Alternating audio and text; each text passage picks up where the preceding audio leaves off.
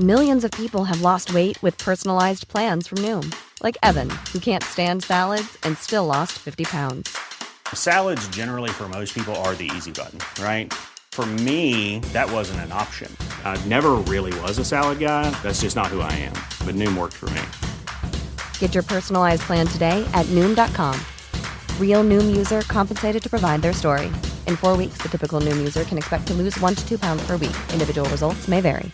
I'm Sandra, and I'm just the professional your small business was looking for. But you didn't hire me because you didn't use LinkedIn Jobs. LinkedIn has professionals you can't find anywhere else, including those who aren't actively looking for a new job, but might be open to the perfect role, like me. In a given month, over 70% of LinkedIn users don't visit other leading job sites. So if you're not looking on LinkedIn, you'll miss out on great candidates like Sandra. Start hiring professionals like a professional. Post your free job on linkedin.com/spoken today. Hey, Dave. Yeah, Randy. Since we founded Bombas, we've always said our socks, underwear, and T-shirts are super soft. Any new ideas? Maybe sublimely soft. Or disgustingly cozy. Wait, what? I got it. Bombas. Absurdly comfortable essentials for yourself and for those facing homelessness. Because one purchased equals one donated. Wow, did we just write an ad?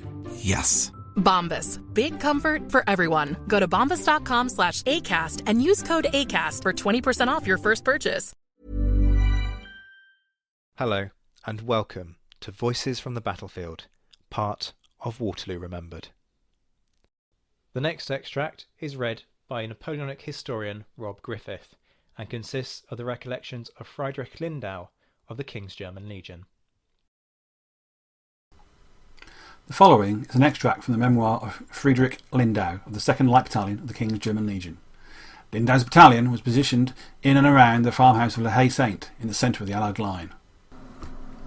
For me, Lindau's account highlights the contribution that foreign troops made to Wellington's army, both at Waterloo and previously in the peninsula where Lindau also fought. But it also serves, I think, to warn us against judging the soldiers of the time with modern values. Lindau's account of looting the dead and injured feels at odds with his undoubted steadfastness for remaining at his post despite a severe injury. However, his comrades would not have perceived any dichotomy. Lindau, like all soldiers of the time, could be both hero and rogue. New regiments were continually brought up, but regularly beaten back. An enemy officer fell to me nearby. He had been constantly riding around the battlefield in front of us and showing the way to the advancing columns. For some time I had him in my sights. At last, just as he was leading up new troops, he came to my fire. His horse made a bound, reared up and fell, with the rider beneath it. Soon afterwards we made a sally. I opened the gateway, the nearest enemy was bayoneted, and the others fled. We hurried behind them for a distance and halted. Now I saw not far from me the officer whom I had shot. I rushed up to him and took hold of his gold watch chain. I had scarcely got it in my hand when he raised his sabre by way of reprimand. I gave him a blow on the forehead with my rifle butt, so that he fell back and dropped dead, when I noticed a gold ring on his finger.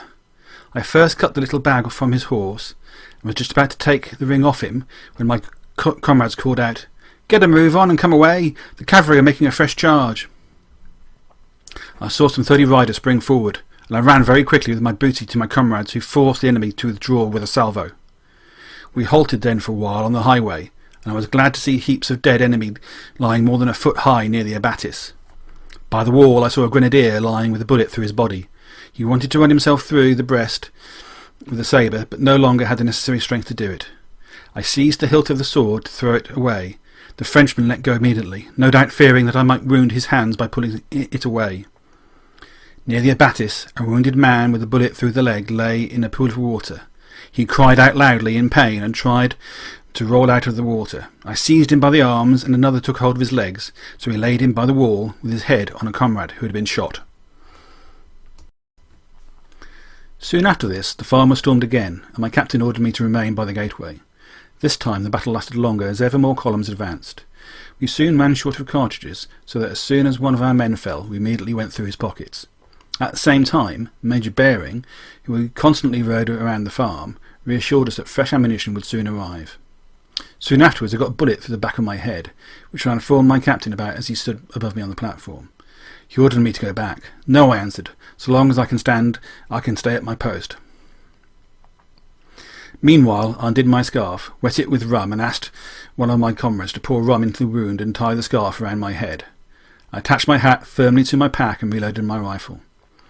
My captain above me, whom I could see every time I loaded, turned toward and rebuked me repeatedly across the wall as he fell upon the French.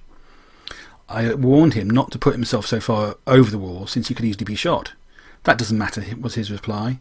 Let the dogs fire. But immediately afterwards I saw how his hand was bleeding and how he had tied a handkerchief around it. Then I cried out, "Now, Captain, you can go back." "Nonsense," he replied. "No going back, that won't do." He took his sword in his left hand and went forward to attack the enemy that was streaming out.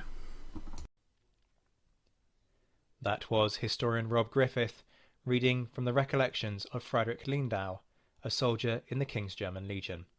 And Rob's book, Rifleman, The Story of the 5th Battalion 60th Regiment, is available to order online now. Stay tuned to the Napoleon Assist, where more instalments of the Voices from the Battlefield series will be released throughout the day.